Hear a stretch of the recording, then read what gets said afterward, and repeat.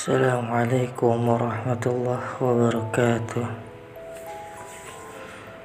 Kali ini saya akan membagikan cerita kepada kalian dari teman saya. Ini terjadi pada tanggal 1 Januari 2010. Pagi itu mereka berenam memutuskan untuk mengunjungi Gunung Bromo dengan menggunakan 3 sepeda motor dengan berbonceng-bonceng satu sama lain.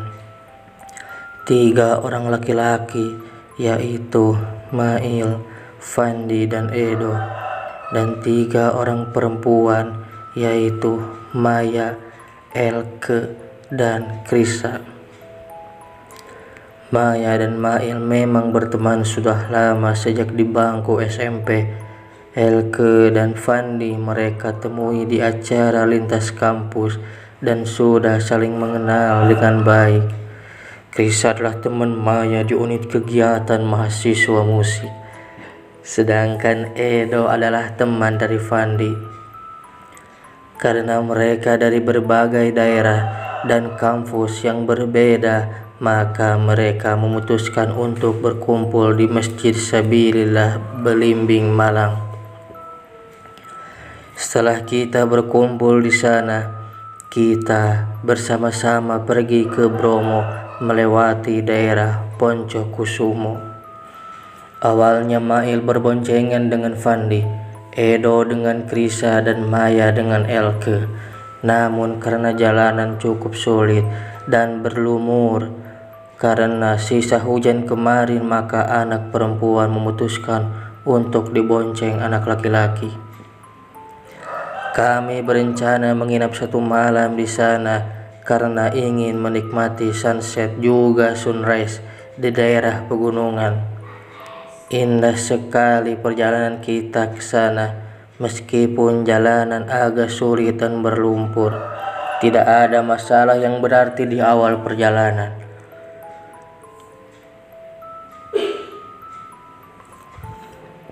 Siang itu mereka memutuskan untuk membuat tenda di daerah padang savana yang indah.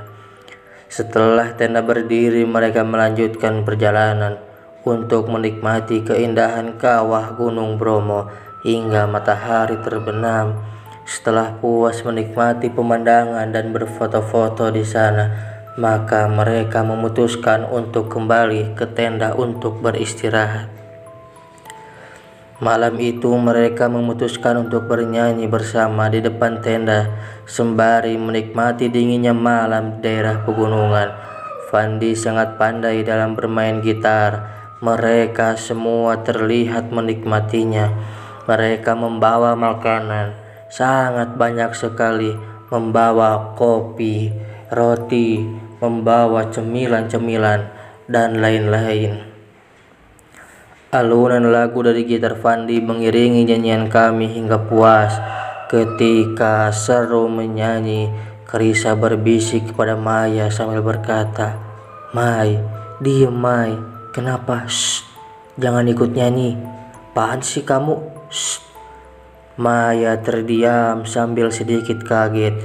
Di liriknya Elke sedang tertidur memainkan handphonenya dan terdiam. Namun Maya mendengar suara perempuan yang melanjutkan nyanyian beriringan dengan suara Fandi dan Edo. "Itu suara siapa?" Maya bertanya kepada Krisa sembari melirik ke arah sekeliling. "Itu yang aku maksud tadi," kata Krisa. Maya dan Krisa masih terus mendengarkan suara perempuan di sela-sela suara Fandi dan Edo, sembari memastikan dan mencari tahu asal suara. Mereka tidak langsung menegur Fandi dan Edo, mungkin karena mereka masih penasaran. Edo tiba-tiba terdiam sambil melihat ke arah Maya, Krisa, dan Elke. Edo tersadar ada suara perempuan yang ikut menyanyi selain mereka. "Van, diem," kata Edo lirih. Fandi menghentikan lagu dan gitarnya. "Kenapa?" tanya Fandi. Tiba-tiba hening. Tadi ada suara perempuan ikut nyanyi, jawab Edo. Ah, ngarang, yang nyanyi mah anak-anak tuh. Yakin Fandi? Iya beneran, kita dengar ada yang ngikutin nyanyi selain kita. Terus aku diem. Maya, aku suruh diem juga. Ya kan Mai, sahut Krisa. Iya, masih ada suara perempuan nyanyi ketika kita diem. Elke menyambung. Aku nggak ikutan nyanyi, aku barusan main HP. Keadaan masih stabil dan terkondisikan. Mereka mengira mungkin pada salah dengar atau yang ngerjain mereka si Mail. Tapi si Mail bukan tipe anak jahil sih. Dia tadi berpamitan tayamum karena ingin menunaikan sholat Aisyah. Tapi di hati kecil mereka tetap bertanya-tanya dan merasa ada yang janggal.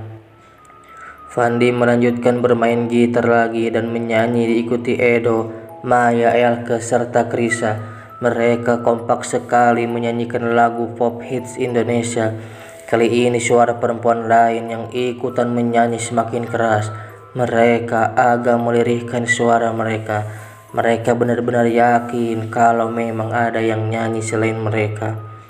Bulu kuduk merinding, melirik ke sana ke sini gelap gulita. Namun ada dua sosok perempuan yang tiba-tiba muncul dari arah kegelapan menuju tempat mereka dan tiba-tiba saja mendekat. Kulitnya putih, cantik dan berambut panjang. Yang satu berpakaian kuning, yang satunya coklat. Spontan mereka semua sedikit kaget dengan kehadiran dua orang itu. Karena mereka diam saja, akhirnya Edo mulai bertanya kepada dua orang itu. Mbak, dari mana? Ini kok berdua saja? Mau gabung sini? Kita kaget, Mbak. Tiba-tiba ada mbak-mbak cantik yang berdiri di sini. Silakan duduk, Mbak. Akhirnya mereka duduk mendekat. Mbak, dari mana kok berdua saja? Mana rombongan lainnya? Tanya Maya. Pulang ke rumah, kata perempuan berbaju kuning. Loh, Mbak sama siapa saja? Bagaimana pulangnya? Tanya Elke. Dia hanya tersenyum. Pertanyaan mereka dijawab dengan singkat dan sangat garing. Wajah mereka semakin terlihat pucat dan menjadi tambah pendiam. Perempuan berbaju kuning itu berkata, saya mencari barang. Mereka menanyakan barang apa dan bagaimana, namun kedua perempuan itu hanya terdiam. Keanehan mulai dampak. Bulu kuduk mereka semua menjadi merinding. Dua orang itu akhirnya bangkit dan menjauhi tenda kami. Sebelum berlalu pergi, mereka hanya mengatakan, kembalikan barang saya. Mereka melihat kedua orang itu berlalu pergi semakin menjauh. Setelah agak jauh, anehnya dari belakang mereka nampak si baju kuning tidak memiliki lengan sebelah kiri. Tidak terlihat jari yang menjulur di lengan bajunya, tidak seperti lengan kanan dan tangan rekannya. Keadaan semakin mencekam. Mail datang dengan wajah yang sedikit kebingungan. Dia bertanya kepada mereka apakah mereka tidak apa-apa. Karena ketika Mail mengambil wudhu, dia berjalan-jalan sebentar di area jalur motor. Dia mendengar suara wanita yang tertawa-tawa dari arah tenda. Makanya dia lekas hadir menuju tenda. Teman-teman menceritakan kejadian yang telah mereka alami kepada Mail. Kemudian Mail menginstruksikan bahwa mereka harus mengambil wudhu dan sholat Aisyah berjamaah. Mereka pun mengikuti instruksi dari Mail. Malam itu adalah malam yang panjang karena mereka merasakan ketakutan sehingga mereka tidak bisa tidur. Angin berhembus sangat kencang dan ada gerimis hujan yang sangat mengganggu ketenangan mereka. Dalam tidur sekejap mereka, 3 di antara 6 anak yaitu Fandi, Krisa dan Edo mengalami mimpi yang sama, yaitu didatangi oleh wanita berambut panjang yang mirip dengan perempuan yang telah mereka temui. Sebelum subuh dini hari mereka sudah terbangun dan menceritakan mimpi yang sama. Setelah subuh mereka mencium bau busuk yang sangat menyengat di area tenda sehingga Edo merasa mual-mual dan sakit perut. Tangannya dingin. Katanya dia merasa sangat panas seperti orang yang sedang demam campur menggigil. Maya membantu membuatkan Edo sesuatu minuman yang hangat, sedangkan yang lain mengemas tenda mereka. Mereka memutuskan untuk pulang pagi hari setelah matahari naik karena suasana sudah tidak enak sama sekali. Awalnya mereka masih ingin bersenang-senang dan berfoto-foto di sana, namun keadaan sudah tidak mendukung.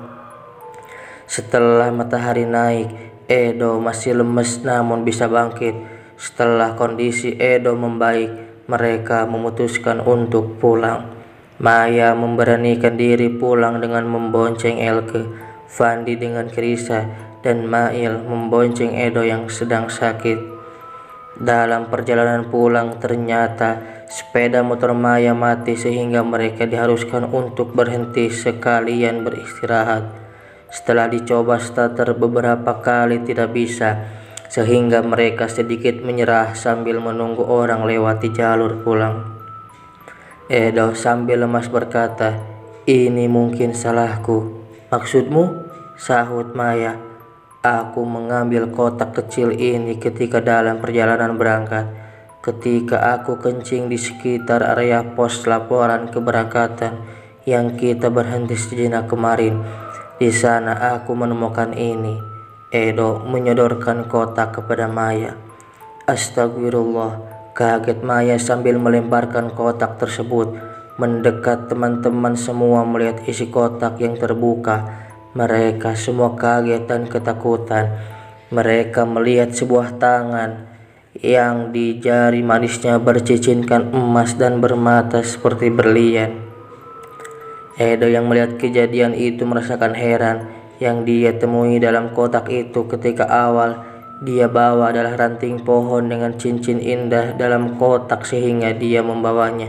Menurutnya dia menemukan rezeki. Sepulang dari sana dia berniat untuk menjual dan mendapatkan untung. Mereka semua ketakutan dan memutuskan untuk mengembalikan kotak yang berisi cincin itu. Mungkin ada hubungannya dengan hantu perempuan yang mereka temui semalam tanpa tangan kiri. Mungkin mereka mencari cincin atau tangan itu. Mereka mencoba menghidupkan motor Maya. Alhasil bisa nyala. Karena tempat ditemukan kotak itu sudah terlewati, maka mereka memutuskan untuk berputar balik dan mengembalikannya. Mereka sedikit lega setelah mengembalikan kotak itu. Mereka sangat kapok sekali dengan kejadian semacam itu. Mereka tidak ingin mengulangi hal yang sama lagi, yaitu mengambil barang asing di suatu tempat.